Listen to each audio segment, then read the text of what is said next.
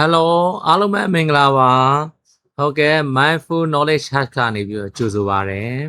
ဟုတ်ကဲ့ဒီနေ့ Diary Note ပေါ့နေ့စဉ်ဘဝမမြင်ရတော့ရှုထောင့်များဆိုတဲ့အခန်းကဏ္ဍလေးကနေပြီးတော့ episode 25ကိုရောက်ပါပြီမနေ့က24မှာတော့ကျွန်တော်ဘယ်အတန်ကိုရွရမလဲဆိုတဲ့နားထောင်ခြင်းအမှုပညာအကြောင်းလေးဟောပြောသွားပါတယ်ပြောသွားပါတယ်အခုဒီနေ့မှာတော့ကျွန်တော်ရွေးချယ်ထားပြတော့ဒီနေ့ကျွန်တော်အလုပ်တဲ့ show ဆိုတော့ notes မထုတ်မိတော့ကြာကျွန်တော်ဒါပေမဲ့ကျွန်တော်ဘဝမှာဟိုကျွန်တော်ဖတ်ခဲ့တဲ့စာအုပ်တွေမှာအကြိုက်ဆုံးစာအုပ်တွေပေါ့အများကြီးရှိတယ်အဲ့ထဲမှာအကြိုက်တက်ကအကြိုက်ဆုံး YouTube ဘာဆိုရယ်စာအုပ်တုပ်ရှိတယ်ဗျအဲ့စာအုပ်တာစောင်းပါပေါ့နော်အဲ့စာအုပ်လေးတွေကကျွန်တော်တချို့စောင်းပါလေးကိုလည်းကျွန်တော်စောင်းပါဟိုဟာရေးတဲ့ဆရာရဲ့အမြင်အပေါ်တန်းကိုပဲကျွန်တော်ပြောပြခြင်းနဲ့စိတ်ဆန္ဒလေးအရန်ဖြစ်မိတယ်အဲ့ဒါလည်းကျွန်တော်လက်ရှိဘဝနဲ့လည်းအရန်ကိုက်ညီနေတယ်ပေါ့နော်အဲ့စာအုပ်လေးရဲ့နာမည်ကတော့စာရေးဆရာနာမည်ကတော့ဆရာမောင်သစ်စင်းပါသူ့ရဲ့စာအုပ်လေးနာမည်ကကြောက်စိတ်နဲ့ကလေးတို့ဤမနှက်ဖြန်ဆိုတဲ့စာအုပ်လေးပါကြောက်စိတ်နဲ့ကလေးတို့မနှက်ဖြန်ဆိုတဲ့စာအုပ်လေးပေါ့နော်သူကတင်ပေါ်ကမျက်နှာဖုံးဆောင်းပါလေးတွေပါအဲ့တော့ဆရာမောင်တင်စင်းရဲ့စာအုပ်ကကျွန်တော် HD စာအုပ်ကိုကျွန်တော်အရန်ကြိုက်တယ်ကျွန်တော်အုပ်ရည်ပေါင်းမနေဘူးလေကျွန်တော်ဝယ်တယ်လက်ဆောင်ပေးဖြစ်တယ်ပေါ့နော်ကျွန်တော်ရှိပါတယ်ကျွန်တော်မရကျွန်တော်တင်ထားတယ်ပေါ့နော်ဆရာအဲ့ဒီဆောင်းပါလေးတွေကမှကျွန်တော်ရွေးထုတ်ပြီးတာပေါ့အဲ့စာအုပ်လေးရွေးထုတ်မိတဲ့ဆောင်းပါလေးကတော့ဒီနေ့ထုတ်တဲ့ဆောင်းပါလေးကတော့မှုသားဆိုတဲ့ဆောင်းပါးလေးဖြစ်ပါတယ်မှုသားပေါ့နော်အဲ့စာအုပ်လေးရဲ့မှုသားဆိုတဲ့ဆောင်းပါးလေးရဲ့အဆောင်သုံးလေးမှာဆရာဘာရေးထားလဲဆိုတော့ဒါကြောင့်လေမှုသားဆိုတဲ့အချို့မှုတ်လေးနည်းနည်းခက်ပြီးမှလောကကြီးဟာအရသာရှိတာပါလို့ဆိုကြပါပြီပေါ့တဲ့ဟောခေါင်းစဉ်လေးရဲ့မှုသားဆိုတဲ့ခေါင်းစဉ်လေးနောက်မှာဒီစာပိုက်လေးကိုအထူးပြုထားတာပေါ့နော်အဲ့တော့ကျွန်တော်ဆရာအဘော်တိုင်းမဲ့အားလုံးသိချာဖတ်ပြပါမယ်အားလုံးလည်းနားလည်းလက်ခံနိုင်မယ်မြင်ပါတယ်တနေ့မဂ္ဂဇင်းတိုင်းမှာကွန်ပျူတာ proof တွေကိုတကုံကုံဖတ်ရှုပြင်ဆင်နေတော့မောင်ဖိုးတင်တယောက်ပေါ်ချလာပါတယ်သူကကျွန်တော်တို့မဂ္ဂဇင်းမှာမျက်နှာဖုံးဆောင်းပါးတွေရေးတယ်လေသူရောက်လာတော့ထုံစံတိုင်းတစ်ဖေးဆိုင်ဆင်းထိုင်ကြပြီးတော့ထုံစံတိုင်းပဲစာပေလောကရဲ့သတင်းတွေအသင်းတွေနိုင်ငံတကာကိစ္စတွေကမ္ဘာစီးပွားရေးကိစ္စတွေခေါ်မျှော်မြင်ရေးတဘောတရားတွေအစရှိသဖြင့်ကြီးကျယ်တွေပေါ့ဗျာ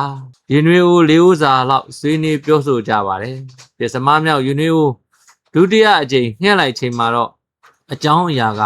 ဘာသာရေးခေါင်းစဉ်အောက်ရောက်နေပြီပေါ့ပြောကြဆိုကြရင်းနဲ့မောင်ဖိုးတင်ကမေးခွန်းတစ်ခုကိုစိုင်းမစင်ဘုံမပါရုတ်တရက်ကောက်မေးလိုက်ပါတယ်ဒါနဲ့ငါးပါးသီလအကြောင်းကုလူသိရလားအလိုစော်ကားလိုက်လေဗျာဗုဒ္ဓဝါဒီဗျဗုဒ္ဓဝါဒီပြောကြတာပဲဒါပေမဲ့တည်တည်ကြကြစဉ်းစားဘူးသလားဘာလဲဗျဘာကိုစဉ်းစားရမှာလဲငါးပါးသီလထဲမှာလူတွေအလဲတကူကျူးလွန်တဲ့ဆုံးကျူးလွန်မှုအများဆုံးကံကဘာကံလဲဗျာဒုက္ခမောင်ဖိုးတင်နဲ့တွေ့လိုက်ရင်ဒီအတိုင်းကြီးပဲလူတစ်ဖက်သားကိုနည်းနည်းကလေးမှဒုက္ခမပေးရရင်သူ့ခမစားဝင်အိပ်ပြောဖြစ်ရှာတာမဟုတ်ဘူးဒါပေမဲ့သူ့မိကုံကိုကျွန်တော်စဉ်းစားပါတယ်တစ်ချက်ချင်းစဉ်းစားကြည့်ပါတယ်စဉ်းစားကြည့်တော့ရေးတေးပေါ်လာတယ်လို့ပဲဟုတ်လိုက်ပြီဗျာကိုလူအတော့ကိုတိုးတက်လာပြီပဲဒါပါတော့အဲ့ဒီမုဒ္ဒဝါဒကံကဘလောက်အရေးကြီးလို့လဲကြီးပါတကောဗျာဒီမှာဟဲ့လူခမားတို့ကျုပ်တို့အလိန်ခံနေရတာများပြီဗျတိတိကြီးနဲ့အလိန်ခံနေရတာကြာလှပြီဟုတ်တော့ဘသူကကျုပ်တို့ကိုလိန်နေတာတော့လိန်နေလို့တော့ရောင်းသူတွေလေဗျာဈေးကွက်ထဲမှာရောင်းသူတွေကဝယ်သူတွေကိုလိန်နေကြတာဩသူ့ဒုက္ခကလည်းမသေးရှာပါလား customer is god ဝယ်သူသည်နတ်ဖျားဖြစ်၏ဆိုတဲ့အစွဲကြီးကတန်လန်းရှိနေတုံးဝယ်ကိုပြီးခဲ့တဲ့လကတော့ကျွန်တော်တို့မဂ္ဂဇင်းမှာဒီအကြောင်းသူကမျက်နှာဖုံးဆောင်းမှာရေးလိုက်သေးအဲ့ဒီအချိန်ကအခုထိမကုန်သေးပါလားအဲ့ဒီအကြောင်းခမရေးပြီးပြီလေဗျာကိုယ်စိတ်ကိုဖြေပါတော့မဟုတ်ဘူးဗျအခုဟာတိကျကိစ္စလောကကြီးရဲ့နယ်ပယ်တိုင်းမှာမူသားတွေရှိနေတယ်မူသားပောက်ကွဲမှုတွေဖြစ်နေတယ်အဲ့ဒီကိစ္စခမရေးတဲ့တယ်အဲ့လိုဗျာမောင်ဖိုးတင်ကတော့အဲ့ဒီလိုပါပဲသူ့ဒုက္ခကိုသူတစ်ပါးဒုက္ခဖြစ်အောင်အင်မတန်လှုပ်တက်ပါပေတယ်သူလှုပ်တာနဲ့ပဲအဲ့ဒီနေ့ကစပြီးကျွန်တော်ခမမူသားဆိုတဲ့ခေါင်းစဉ်ကြီးအောက်မှာပြီးသွားရရှာတော့တာပါပဲဗျာမှုသားတဲ့ပါဏိတက်ဝါဒတကူထင်ပါရဲ့အတိပ္ပယ်ကတော့အများသိကြတဲ့အတိုင်း လိန်ညာခြင်းအမှန်ကိုမပြောခြင်းပဲပေါ့မှုသားကိုဘယ်ဘာသာတရားမှမကြိုက်မနှစ်သက်ကြပါဘူးတစ္ဆာသည်ဟူသောတရားတစ်ခုကိုလွန်၍မှုသားစကားကိုဆိုလေးရှိသောသူအားမပြုနိုင်ညိမကောင်းမှုအကုသိုလ်မည်သည်မရှိလို့ဓမ္မပါဒမှာလာပါတယ်လူပုဂ္ဂိုလ်တို့ရှောင်ကျင်အပ်တဲ့တရား၅ပါးထဲမှာမှုသားစကားပြုဆိုမှုတစ်ပါးပါဝင်ပြီးငြိမ်းအေးမှုနိဗ္ဗာန်ကိုဆက်ရောက်ဖို့ကျင့်သုံးအပ်တဲ့တရား၈ပါးထဲမှာတမဝါစာမှန်ကန်ဖြောင့်မတ်စွာပြောဆိုခြင်းတစ်ပါးပါဝင်ပါတယ်မှုသားဟာဗုဒ္ဓဘာသာမှာအရေးကြီးပါတယ်ခရစ်ဝင်ပညတ်တော်၁၀ပါးမှာလည်းမမှန်သက်သေမခံနဲ့လို့တားမြစ်ထားပြီးရှိသလိုကိုယ်ရန်ကျမ်းမှာတော့လိန်လေပြောဆိုခြင်းဟာဇေနာအပြစ်ကြီးဖြစ်ပါတယ်တဲ့ဒါပေမဲ့လူဆိုတာလိန်တတ်ပါတယ်တတလောကမှာ homospaniel ဆိုတဲ့နော်လူတတ္တဝါတစ်မျိုးပဲမူသားပြောတတ်တာပါလူကစကားပြောတတ်တာကိုဒီလိုဆိုလိုက်လို့မူသားဆိုတာဝစီကံတစ်ခုတည်းနဲ့ပဲတက်ဆိုင်တယ်လို့မယူဆစေချင်ပါဘူးမှုသားသဘောကိုစောင့်တဲ့အမူအရာတွေ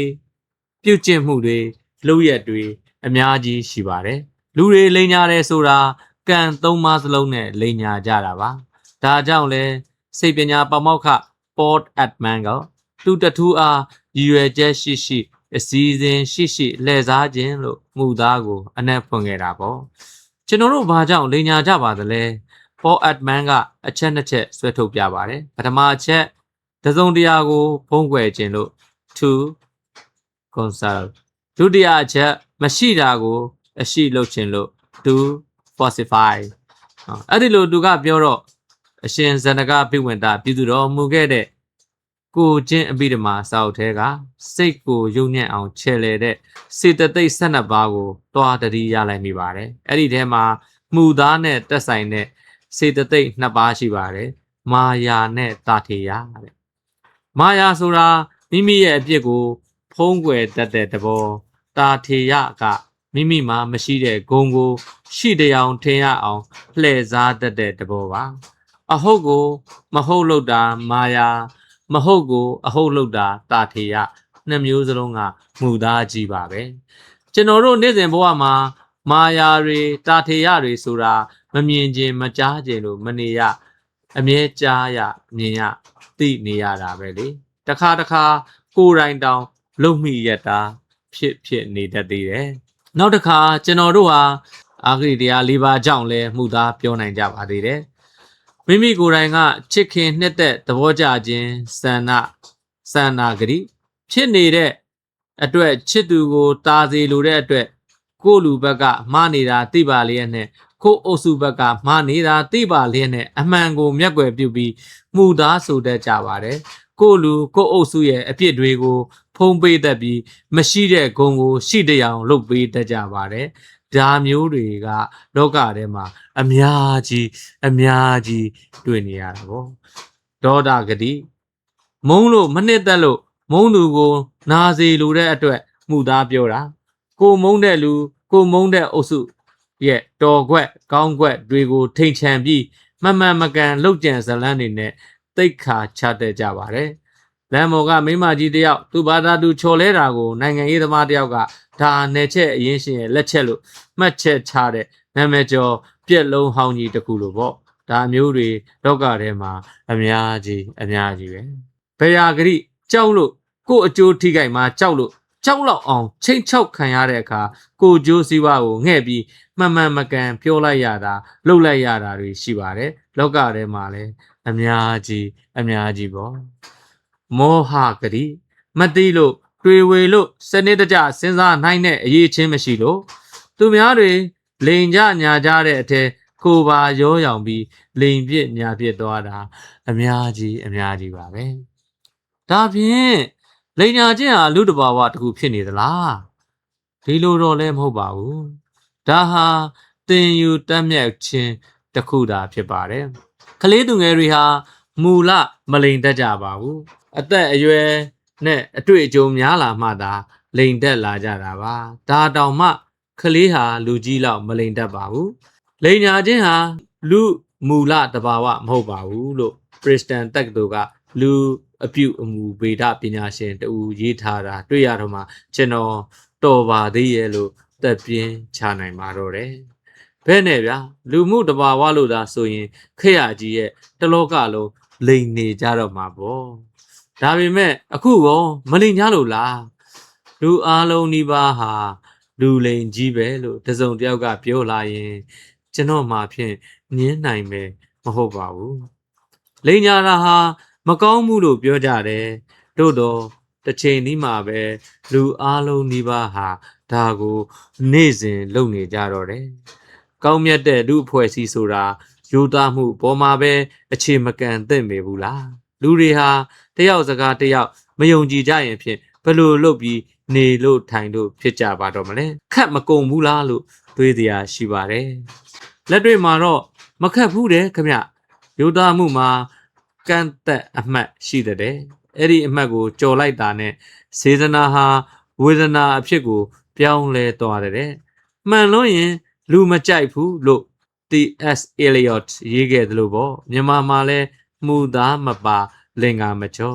မှန်တာပြောရွာပြင်ထွက်နေရစရှိတဲ့စကပုံတွေပုံမြင်တွေရှိတာပါပဲလူမျိုးအတိအတိမှာလဲမှုသားနဲ့ပတ်သက်တဲ့ပုံမြင်တွေဆိုရိုးစကားတွေရှိခဲ့ကြတယ်ဆိုတော့လူတွေရှိတဲ့နေရာမှာမှုသားရှိပြီးအဲ့ဒီလိုမှုသားရှိနေရတာဟာအမှန်တရားရဲ့သဘောကိုလူတွေမခံနိုင်လို့ဆိုသူကဆိုပါတယ်အမှန်ကိုပြောခြင်းဟာလူတွေငြိမ်းချမ်းစွာအတူရှင်တွဲနေနိုင်ရေးအတွက်ဖြစ်နိုင်ခြေတစ်ခုသာဖြစ်ပြီးမှုသားလေးနည်းနည်းခတ်ထားတဲ့လူအဖွဲ့အစည်းကတွတ်လက်လက်နဲ့ပို့ပြီးနေပြောတယ်ဆိုပဲဒါပေမဲ့အဲ့ဒါဟာဘယ်လိုမှုသားမျိုးလဲလို့တော့မေးခွန်းထုတ်เสียရှိတာပေါ့မှုသားမှာရည်ရွယ်ချက်မျိုးစုံအမျိုးအစားပေါင်းစုံရှိနေတာကိုဗျခတ်တာကကျွန်တော်တို့ဟာကိုယ်တိုင်လိန်ညာတက်ကြတယ်လို့သူတစ်ပါးရဲ့အလိန်ညာကိုလည်းခံကျင်တက်ကြသေးတယ်ဗျာလူမှာအားနဲ့ချက်နှမျိုးရှိပါတယ်အကြောက်နဲ့လောဘပါဒီနှမျိုးရဲ့ဖိစီးမှုနဲ့ကြုံကြိုက်ပြီဆိုရင်လူတော်များများစောက်တီရမရဖြစ်ကုန်ကြတော့တာပဲ။ဘာရည်နဲ့ရရှိတဲ့လူလိန်တွေကလူရဲ့အဓိကအားနည်းချက်နှမျိုးလုံးကိုအတုံးချပြီးလိန်ကြတာပါပဲ။ပထမကြောက်အောင်ခြောက်မယ်ကြောက်လာပြီးဆိုရင်လူတွေလိုချင်တာကိုရစေမယ်လို့ညာမယ်ဒီလိုမျိုးနဲ့ဘိုးတော်လိန်မေတော်လိန်တွေစားတာနေကြတာပေါ့။အလိန်ခံကျင်တဲ့နေရာမှာတော့မိန်းမတွေကရှေ့ကပြုတ်သူတို့ကချိုမြိန်နဲ့မူသားတွေနဲ့နေကျင်ကြတာမိန်းမဆိုတာအတွေးခေါ်ကိုမုံတလောက်အမြောက်ပင်ကိုတိတ်ကြိုက်ကြတယ်ဗျာသူတို့ကိုအမှန်တွေတွားပြောနေတာယူတာပဲတဲ့ကောင်မလေးတွေအမြဲချန်ရန်နေတတ်တဲ့ James Bond လို့အမည်တွင်နေတဲ့မိတ်ဆွေတယောက်ကဆိုတာပါကျွန်တော်မဟုတ်ပါဘူးဒါတော့ကျွန်တော်တို့ထပ်ပြီးပြောဖြေလိုက်တာပါဆရာကြီးထဲမှာကျွန်တော်မဟုတ်ပါဘူးဆရာလေးကဟုတ်လူတွေလိန်ညာကြရာမှာအကြံပြင်းအဖြစ်ရည်ရွယ်ချက်လေးမျိုးနဲ့လိန်ညာကြတာပါပျော်စီပြက်စီသဘောရေမောနောက်ပြောင်လိုတဲ့သဘောနဲ့လိန်ညာတာရှိတယ်ဒလိဒုံးဆန်ယဉ်ကျေးမှုရလူမှုရေးအရလိန်ညာတာရှိတယ်ကိုဂျိုးအတွက်လိန်ညာတာရှိတယ်သူတစ်ပါးထိကြိုက်ပျက်စီးစီလိုတဲ့အတွက်လိန်ညာတာရှိပါတယ်ဆရာတော်အရှင်ဇဏကပိဝန္ဒဆရာတော်ကြီးရဲ့ရတနာဂုံရီကျမ်းမှာသူတစ်ပါးအကျိုးပြတ်သွားအောင်လိန်တော်မူသားမျိုးသာအပယ်ရောက်ကြောင်းဖြစ်၏ကိုဥစ္စာမပေးလို့၍လိန်လေသောမူသားမျိုးပြက်ရဲပြောင်းလှောင်သောမူသားမျိုးသူတစ်ပါး၏အကျိုးစီးပွားမပြတ်စေဘဲမိမိအပြစ်လွတ်အောင်လိန်ရသောမူသားမျိုးမိမိ၏သားသမီးများပွဲလန်းစသည်တို့တွားလျင်အပြစ်ဖြစ်မည်ကိုမြည်မတွားကျင်အောင်လက်ပတ်ပြောဆိုအကျိုးလိုသောမိဘမူသားမျိုးမှာငရဲရအောင်အပြစ်မကြည့်ပါတို့တော့တိတ်ခါပုတ်ကားပြက်ပွဲရှိလို့တွေ့ရပါတယ်သူတစ်ပါးအကျိုးပျက်စီးခဲ့ရင်မူသားမြောက်တယ်ပို့ပြီးအပြစ်ကြီးတယ်လို့ကျွန်တော်တို့ဗုဒ္ဓဘာသာကခံယူပါတယ်တခါတော့ကခီးသွားရဟန်းတစ်ပါးဟာတိတ်ရိတ်တစ်ခုမှထိုင်ပြီးအနားယူပန်းဖြေတော့မှလူတစ်ယောက်ကရှေ့ကဖြတ်ပြေးသွားတာကိုတွေ့လိုက်ရပါတယ်မကြာခင်မှာပဲနောက်ကလူတအုပ်တခိုးဆိုပြီးလိုက်လာကြတယ်တိတ်ရိတ်အောက်ကရဟန်းတော်ကိုတွေ့တော့ဒီရှေ့ကလူတစ်ယောက်ပြေးသွားတာတွေ့လိုက်မိသလားဖေလို့မေးလျှောက်ကြတယ်ရဟန်းတော်မှာတွေ့မိတယ်လို့အမှန်တိုင်းဖြေလိုက်ရင်တခိုးကများသိရလိမ့်မယ် မတွေးလိုက်ပါဘူးလို့ဖြေရင်လဲမူသားစကားဖြစ်ပြီးတီလာတိတ်ခါကျိုးပေါက်သွားတော့မယ်ရဟန်းတော်ဘယ်လိုဖြေမလဲမဖြေတော့ကလည်းမဖြစ်ဘူးရဟန်းတော်ဟာထိုင်ရာကထပြီးခြေတလန်းတိုးလိုက်ပါတယ်ပြီးတော့ဖြေလိုက်တာဟာဒီနေရာကတော့မတွေးလိုက်ပါဘူးတဲ့မှန်ပါတယ်တခိုးကိုတွေးလိုက်တာဒီနေရာမှမဟုတ်တာခြေတလန်းစာကွာသွားခဲ့ပြီလေဒီတော့မှုသားဆိုရာမရောက်တော့ဘူးပေါ့တခိုးလဲလွတ်သွားရောကျွန်တော်တို့ရဲ့ဘာသာရေးကဒီလိုပါနောက်တစ်ခုရှိသေးတယ်ဗျရွာတရားမှာတကြီးသမီးကခလေးမွေးပါလေရောညနေကြီးအိမ်ဆိုတော့မီးနေလာမေးကြတဲ့သူတွေဝိုင်းဝိုင်းလည်နေတာပေါ့အဲ့ဒီမှာအမှန်ပြောတတ်တဲ့လူတစ်ယောက်ကခလေးကိုကြည့်ပြီးဒီခလေးဟာတနေ့ကျရင်သေမှာပဲလို့ပြောတယ်တဲ့ကာယကံရှင်တွေကဘယ်မှာကြည်နှံ့လိုက်မလို့ရိုက်မယ်တကယ်ကဲလုံနေလို့အိမ်မော်ကအဆင်ပြေသွားတယ်တဲ့မြောက်ပင်တက်တဲ့လူတစ်ယောက်ရောက်လာတော့ဟာဥပဒေကတော့ရှားတယ်ပြောတကြီးရေခမ ्या မြေးကခမ ्या ထက်တောင်ဖုန်းတကူကြည့်လိုက်မယ်ဗျဇက်ချက်ဝရီမင်းလောင်းတို့ရဲ့ရုပ်အင်္ဂါနဲ့ပြည့်စုံနေခြင်းဗျာလူဆိုရင်မင်းဖုန်းကြီးဆိုရင်ယဟန္တာလောက်တော့အ ਨੇ ဆုံးပဲပြောအစရှိတဲ့ပြင်ချီးမွမ်းနေလိုက်တာသူ့စကားတွေကတိတ်တိတာလုံးနေတော့သူကြီးကရှက်ပြီးငေါက်တာခံရပါတယ်နောက်ဆုံးတော့ရွာထဲကလူလေတယောက်ရောက်လာတယ်သူကတော့ကလေးကိုဟိုဘက်ကနေကြည့်လိုက်ဒီဘက်ကနေကြည့်လိုက်ဟာဟာကလေးကတော့ကွာဟာကလေးကိုပွေ့ချလိုက်အမဟောဒီကလေးကတော့ဟာကလေးကိုမြောက်ချလိုက်ကြည်စမ်းကြည်စားကြမောင်ဗျာတကြီးမြေးလေးကိုဟာနဲ့လှုပ်နေတာကာယကံရှင်တွေကတဘောတွေကြပြီးထမင်းတောင်ကျွေးလိုက်ပါသေးတယ်ကျွန်တော်တို့ရဲ့လူမှုရေးကဒီလိုပါဒါကြောင့်လဲမှုသားဆိုတဲ့အချုံမိုးလေးနည်းနည်းခက်ပြီးမှလောကကြီးကအရသာရှိတာပါလို့ဆိုကြတယ်ပေါ့အပျော်အပြက်နောက်ပြောင်လိန်ညာတဲ့မှုသားမျိုးကတော့အထူးထွေပြောစရာမလိုပါဘူးဒါပေမဲ့ဤစွတ်ပုံမြင်တဲ့ကတုတ်ကြောင်းသားလို့တော့မဖြစ်ဖို့လိုပါတယ်ဝင်ပလီကြီးလာနေပြီကဲကြပါလို့အချိန်ချင်းနောက်ပြောင်ခဲ့ရကဝင်ပလီတကယ်ရောက်လာတဲ့အချိန်မှာသူ့ကိုမယုံကြည်ကြတော့လို့ဘယ်သူမှလာမကယ်ကြတဲ့အခါဝင်ပလီအဆွေကြားမှာဘဝဆုံးသွားတဲ့အဖြစ်ကတတိယအသင်ပေးတယ်ပေါ့ဒီလိုအဖြစ်မျိုးကိုလက်ရှိအမေရိကန်နိုင်ငံကသမရတွေကြုံတွေ့နေရတယ်တဲ့တိုင်းမဂဇင်းနဲ့ CNN ဌာနသတင်းဌာနတို့ကောက်ယူခဲ့တဲ့စစ်တမ်းအပြပြောရင်အမေရိကန်ပြည်သူတော်တော်များများဟာသူတို့အစိုးရကိုမယုံကြည်ကြတော့ဘူးတဲ့အစိုးရခေါင်းဆောင်ပိုင်းကဖြောင်းမှန်ပြောကြတယ်ဆိုတဲ့အဆိုပေါ်မယုံကြည်ကြသူတို့မဟုတ်ယုံကြည်မှုနည်းသူ63%ရှိတဲ့85%ကတော့လွန်ခဲ့တဲ့စနစ်ကတဲ့ဆိုင်ရင်အစိုးရဟာယူတာဖြောင်းမှန်မှုနည်းလာတယ်လို့ယူဆကြတဲ့40%ကတော့ George Bush ဟာအမှန်ဆိုလို့မရှိဘူးလို့ပြောကြပြီးကလင်တန်ကိုတော့ဒီလိုမြင်သူတွေက36%ရှိပါတယ်ဒီကိန်းဂဏန်းတွေညွှန်ပြနေတာကတော့ BNN စစ်ပွဲဝါတာဂိတ်ကိစ္စနဲ့ Iran Contra အရေးခင်းဖြစ်ပြီးမှအမေရိကန်ပြည်သူတွေဟာအကြိမ်ကြိမ်လိန်ညာခံခဲ့ရတာကြောင့်အစိုးရကိုအယုံကြည်နဲလာကြတာဆိုတာပါပဲရွေးကောက်ပွဲမတိုင်ခင်မဲဆွယ်တုန်းကာလကအပြောတစ်မျိုးသမရဖြစ်တော့အလုပ်တစ်မျိုးတွေကိုလည်းအများကြီးရှိတယ်ကိုတဲ့ဒီလိုနဲ့အစိုးရဆိုတာကလည်းဤစွတ်ပုံမြင်တဲ့ကတိုးကြောင်းသားလက်တစ်တွေဖြစ်ကုန်ကြတာပေါ့နောက်ဆုံးတော့ပြည်သူကဝါပစ်လိုက်လို့ကလထိုင်ဘောကဆင်းပေးလိုက်ကြတာပဲမဟုတ်လားခင်ဗျာဒီလိုနဲ့ Bush လည်းဆင်းပေးလိုက်ရတာကရင်တန်လည်းဆင်းရမလို့ဖြစ်နေတယ်ရဲ့တချို့များဆင်းယုံမကပြေးကိုပြေးကြရတာဟောနကဆိုတမုတ်တရားလုံးမရေရောလားချောင်းစင်စကူးဆိုရင်တမလွန်ထိခင်ဗျာဒီလိုတွင်းပြီးတော့မကြခင်ကဖတ်ခဲ့ရတဲ့တိတ်ပံဝတ္ထုတစ်ပုဒ်ကိုတတိယမိပြန်တယ်တိတ်ပံဝတ္ထုဆိုပေမဲ့အာကာသယင်တွေစက်ရုပ်တွေလက်နက်စမ်းတွေနဲ့အဝန်းကုန်နိုင်ွယ်လူစမ်းကောင်းတွေလုံးဝမပါပါဘူးဒါပေမဲ့စမ်းတော့စမ်းတယ်အတိတ်လားအနာဂတ်လားခွဲခြားမသိနိုင်တဲ့အချိန်ကာလတစ်ခုကစัจ java ရဲ့နေရာတစ်ခုမှာရှိနေတဲ့ဂျိုပဲ့တစ်ခုပေါ်ကလူလိုတတ္တဝါတွေအကြောင်းရေးထားတာအဲ့ဒီဂျိုဘော်ကတတ္တဝါတွေရဲ့အဖွဲ့အစည်းဟာကဘာမြေကလူအဖွဲ့အစည်းတို့ပါပဲအတွန်းတရံအားလုံးတူပါတယ်အဖွဲ့အစည်းဆိုင်ရာပြဿနာတွေရှိတာလည်းတူပါတယ်ဒါပေမဲ့ကျွန်တော်တို့ ਨੇ ပြဿနာချင်းကြတော့မတူကြဘူးသူတို့ပြဿနာကကျွန်တော်တို့အမြင်မှာတော့ခလေးကလားနဲ့တော်တော်ရေစရာကောင်းပါတယ်သူတို့မှာပါတီနှစ်ပါတီရှိတယ်လက်ဝဲပါတီနဲ့လက်ရပါတီဒါပေမဲ့ကဘာမြေကလက်ဝဲလက်ရနဲ့တဘောချင်းမတူပေဘူးသူတို့ရဲ့ လက်ဝဲပါတီတွင်နေဟာလမ်းသွားရင်လက်ဝဲဘက်ခြေထောက်ကိုစလှမ်းတဲ့နယ်လို့ယူဆတယ်အဲ့ဒီအတွက်အထောက်အထားတွေတက်တည်ပြချက်တွေရှိတယ်လက်ရပါတီကလည်းဒီအတိုင်းပဲဘယ်သွားညာခြေထောက်ကိုစလှမ်းကြတယ်ဒါပေမဲ့ဒီကိစ္စကအစင်လာသဘောတာဖြစ်ပြီးမဲပေးသူတွေကတိတ်စိတ်ဝင်စားကြဘူးသူတို့စိတ်ဝင်စားတဲ့ပြဿနာကအရက်သေးကိုရေကြောမလားရေထဲကိုအရက်ရောမလားကအစသူတို့ရဲ့မြင်းအမိနဲ့တူတဲ့အမိပြားကိုဘာရောင်ဆိုရင်ဆက်ဆောင်မှုရှိမလဲဆိုတာအလဲသူတို့ကြိုရဲ့ပဲ့နေတဲ့နေရာကိုအစာထိုးဖြည့်တင်းမဲ့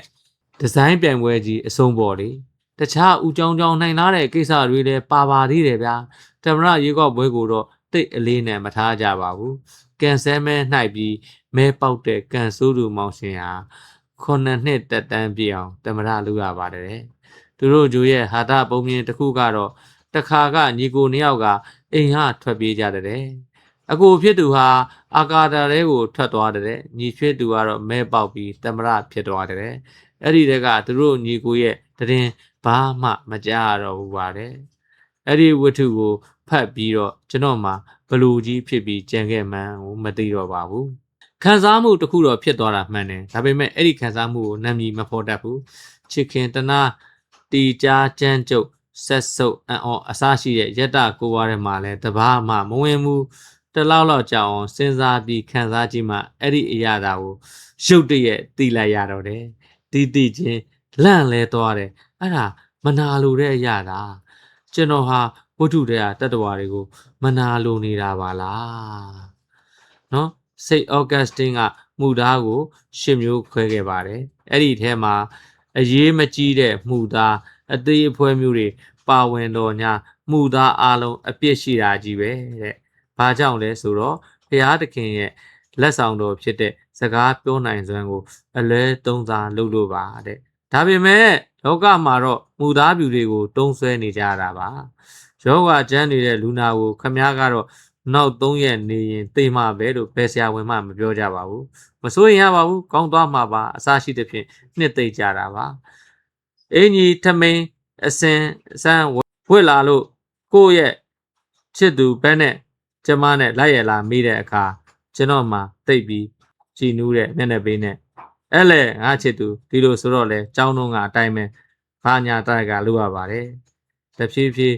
တုတ်လာပြီးဖြစ်တဲ့ဒုက္ခကိုတမင်မမြင်အောင်ဆောင်ပြီးတတ်နိုင်သမျှမှတ်သမျှချီးမွမ်းကန်ဖွင့်ချပါတယ်ပြီးတော့လက်ဖက်ရည်ဖို့တိုးပြီးတောင်းရပါတယ်ဗောဒါပေမဲ့တချို့လူတွေမှုသားလုပ်ပုံကတော့အော်ချယူလောက်အောင်ပါပဲမြို့နယ်တစ်ခုမှာဆရာဝန်ကြီးတယောက်ရှိတယ်သူလုပ်ပုံကင်ပုံတွေကအတော့ကိုထူးဆန်းတယ်ဆိုပဲစေဝါကူတာမှုအားလုံးကိုသူတယောက်ထိတာဝန်ယူဆောင်ရွက်ပြီးဂျန်နဲ့လက်အောက်ကဆရာဝန်တွေကိုတော့ဆေးရုံတန်ရှင်းရေးကိုတာဝန်ယူစေပါတယ်ဆရာဝန်လေးတွေခင်ဗျာရေးကြီးလူနာရဲ့ခန္ဓာကိုယ်ဘဝယောဂလက္ခဏာထက်ဆေးရုံနေရန်မှာကွန်တတွေးပေကြံခြင်းရှိမရှိမျက်နှာချက်မှာပိုးမြင်တမြင်ရှိမရှိဇင်းညံလိုက်မှာအမိုက်တစရှိမရှိဆေးရုံရှိကပန်းညံထဲမှာပန်းပွင့်တွေဝေးမဝေးအစရှိတာတွေကိုပဲမျက်စိဖြဲပြီးရှာဖွေစစ်ဆေးနေကြပါတယ်ဆရာဝန်ကြီးကလည်းနေ့စဉ်တန်ရှင်းရေးရောင်းလှည့်တာကိုနန်းရန်ကိုလက်နဲ့ထောက်မိရင်ဒဏ်ငွေ30တဲ့ကွန်တတွေးတစ်ခွက်ပေးရင်ဒဏ်ငွေအစိတ်တဲ့ပြီးတော့ဆေးရုံအုပ်ကြီးကဆေးစတိုခန်းကိုလည်းအထူးဂရုစိုက်ပါတယ်ဆေးပရင်းမျိုးစုံကိုတန်ရှင်းပြောင်းလဲနေတဲ့မှန်ဗီဒီယိုထဲမှာမျက်စိပရိဒါဖြစ်အောင်ပုံစံမျိုးစုံစီပြီးခင်းချင်းပြသထားတာပါခင်းချင်းပြသတယ်ဆိုတာတကယ်ပြသထားတာပါအဲ့ဒီဆွေးတွေတခါမှထုတ်ယူတုံးဆဲခြင်းမပြုလေပြယုံပြထားတာတခါတော့အဲ့ဒီမြို့နယ်မနီမဝေးမြို့ကြီးတစ်မြို့ကိုလူကြီးလာမယ်ဆိုတဲ့သတင်းရောက်လာပါတယ်ဆေးရုံကိုဝင်မကြည့်ဘူးဆိုတာသိပေမဲ့ဆေးရုံကကားလမ်းတစ်ဘေးမှာဆိုတော့ဆေးရုံဝင်းကျင်တန့်ရှင်းရေးကိုနှစ်ဆတိုးဆောင်ရွက်ပါတယ်လူကြီးကအသွားလဲမဝင်အပြန်လဲမဝင်ပါဘူးဒါပေမဲ့ဆရာဝန်ကြီးကဆေးရုံအရှိလမ်းဘေးမှာဆရာဝန်တွေသူနာပြုတွေကိုတန်းစီရက်ခိုင်းပြီးလူကြီးအပြန်မှာလက်တွေပွေရန်နှုတ်ဆက်သွားစေတဲ့အဲ့ဒီလိုပဲလူကြီးလာကြည့်တဲ့အခါဆေးရုံတက်လူနာနဲနေလို့ဆေးရုံဝန်ထမ်းမိသားစုတွေကိုလူနာအဖြစ်နဲ့ဂရင်မော်တက်ဆောင်းချိုအိတ်ခိုင်းနာတွေခွဲစိတ်မှုတကယ်မလုပ်ခဲ့ပဲပဂတိအသားကောင်းပေါ်မှာ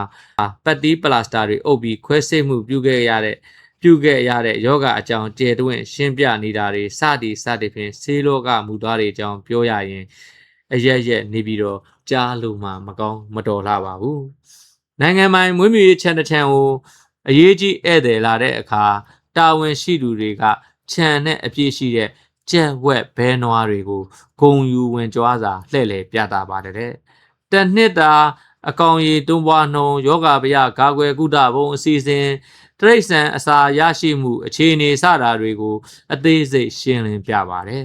လိုအပ်တာတွေကိုလည်းတင်ပြကြပါတယ်ဧည့်သည်ပြန်သွားပြီး2 နာရီကြာမှာတော့နောက်ထပ်ဧည့်သည်တွေအများကြီးရောက်လာပါတော့တယ်အဲ့ဒီဧည့်သည်တွေကတော့ယာနီးချုပ်ဆက်ကမွေးမြူရေးသမားတွေပါတိပ္ပံနီးကြမွေးမြူရေးပညာကိုလေ့လာကြည့်ရှုဖို့လာကြတာတော့မဟုတ်ပါဘူးသူတို့စီကနေတွက်နဲ့ငှားရမ်းသွားတဲ့တိရစ္ဆာန်တွေကိုပြန်လာယူကြပါတယ်မယုံမရှိပါနဲ့ကျွန်တော်တို့နေမှာတကယ်ဖြစ်ခဲ့တဲ့အဖြစ်ပါဒါတွေကတော့မူသားနမူနာလေးတွေပေါ့လေအခြားသောနေရာဌာနအသီးသီးမှာလည်းအလားတူမှုသားတွေအများကြီးရှိပါတယ်ကျန်းလေးမှာဆိုလို့မပြောတော့ပါဘူးဒီလိုမှုသားတွေဟာဘာဖြစ်လို့မြန်ပေါ်ပေါက်လာကြတာပါလေရေဘူးရအကြဆုံးပြောရရင်မူသားပုံစံ၃မျိုးရှိနိုင်ပါတယ်1လူတစ်ယောက်ကတစ်ယောက်ကိုလိန်တာ2လူတစ်ယောက်တို့မဟုတ်လူနည်းစုလေးကလူအများစုကြီးကိုလိန်တာ3မိမိကိုမိလိန်တာလူတစ်ယောက်နဲ့တစ်ယောက်ဆက်ဆံကြတဲ့လူမှုရေးနယ်ပယ်မှာမူသားဖြူဆိုတာရှိတတ်ပါတယ်ဒါပေမဲ့လူအများစုကြီးနဲ့တက်ဆိုင်တဲ့လူအများစုကြီးရဲ့ဘဝကိုအဆုံးဖြတ်ပြုတတ်တဲ့နိုင်ငံရေးနယ်ပယ်မှာကိုမူသားဖြူဆိုတာရှိပါသလားအဖြူနဲ့အမဲကိုစန့်ကျင်ဘဲလို့သဘောထားပြီးပြောရရင်တော့နိုင်ငံရေးမှာမူသားဖြူဆိုတာမရှိပါဘူးနိုင်ငံရေးမူသားအလုံးဟာမူသားမဲတွေကြီးပါပဲတကယ်နိုင်ငံရေးစစ်ကမှုသားကင်းရတယ်တဲ့လူဝစ်စတီဗင်ဆင်ကဆိုပါတယ်ဒါကြောင့်နိုင်ငံရေးပြည့်ရဆိုတာကိုမရှိရဘူးလားနိုင်ငံရေးပြည့်ရဆိုတာယာယီသဘောကိုစောင့်တယ်ခဏပန်းအလွယ်တကူဖြည့်ရှင်းနေပေါ့ဒါပေမဲ့အခြေအနေရဆိုပြီးပြည့်ရတွေတုံရင်နဲ့တတူလက်လွတ်ဖြစ်ပြီးနောက်ဆုံးတော့အဲ့ဒီပြည့်ရတွေဟာလူထုဘက်ကိုဥလှည့်သွားတတ်ပါတယ်အဲ့ဒီအခါထာဝရသဘောကိုစောင့်သွားတော့တာပါပဲလူထုကိုလိန်ပြီးဆက်လိန်ရင်းလုပ်နေရတော့တာပေါ့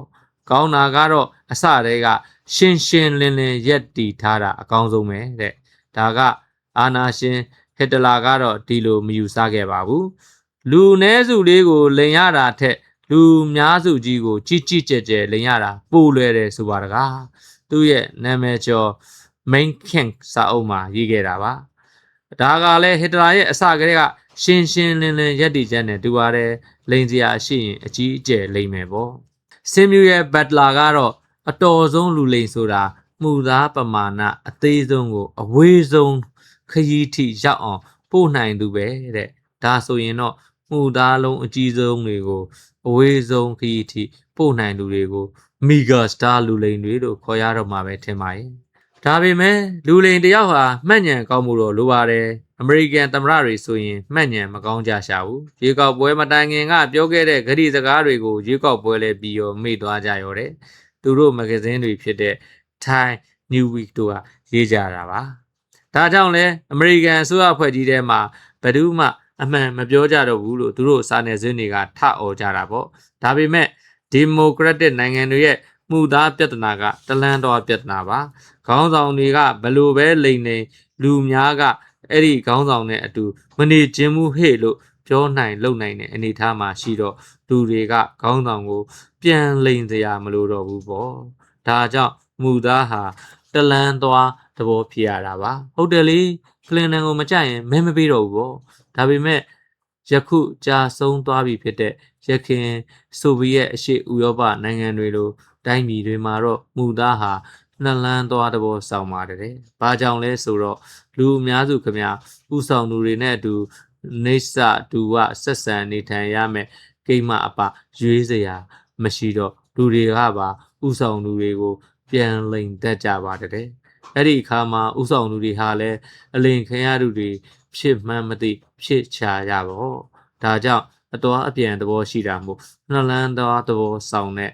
ဒါဟာကဘာလေးမှာဖြစ်ခဲ့မှုတဲ့ကြည်ကွဲစရာမူသားဇက်ထုတ်တွေပါပဲမြန်မာတကယ်ပုံမှာ ကိုပေါင်ကိုလန်ထောင်းတလို့ဆိုတဲ့စကားရှိပါတယ်ဝေဖန်ရေးနဲ့မိမိကိုဝေဖန်ရေးသဘောပါပဲလူဆိုတာကိုကြားတော့ဖော့တွေးတတ်ကြတယ်မဟုတ်လားသူများပေါင်ကိုထောင်းတော့ဟော့တလို့ကွာဆိုပြီးအာရပါရထောင်းကြတယ်လို့ကိုပေါင်ကိုထောင်းတော့ဟော့လို့ဆိုပြီးအသာလေးကြိတ်ပြီးတော့တာလေ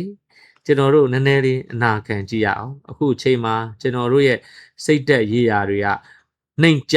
ညံ့ဖျင်းလာကြတယ်ဆိုရင်သဘောတူကြမယ်ထင်ပါတယ်ကျွန်တော်တို့ဆင်းရဲနေတယ်ဒနာဥစ္စာတဲ့မကဘူးအတိတ်တရားတွေပါဆင်းရဲနေကြတာပါအတိတ်တရားဆိုတာတွေးခေါ်မျှော်မြင်မှုနဲ့အတုံးချပညာရဲ့ဆိုင်ရာအတက်ပညာတွေပါပဲပထမဆုံးလက်ခံရမှာကငါတို့ညံ့နေပြီဆိုတဲ့အတိတ်ဒါကိုလက်ခံပြီးရင်ဘာကြောင့်ညံ့ရတယ်လဲညံ့ရတယ်လဲဆိုတာကိုပြန်ကြည့်ဖို့ပါပဲဒီနေရာမှာပြဿနာစတာပါပဲလူတဘာဝရပြဿနာတစ်ခုဖြစ်နေပြီဆိုရင်ပြင်ပအကြောင်းတရားတွေကိုလိုက်ရှာတော့တာပါပဲဟိုဟာကြောင့်ဒါကြောင့်ဘဒုကြောင့်ဘယ်ဝါကြောင့်တစ်ခုပြီးတစ်ခုထည့်တွင်းရည်တွက်နေကြတာပါဒါပေမဲ့အကြောင်းတရားတွေထဲမှာမိမိကိုထည့်သွင်းရည်တွက်ဖို့တော့မေ့နေတတ်ကြပါတယ်ဒီတော့ဥယျာဉ်အမှန်ကိုမရတော့ဘူးပေါ့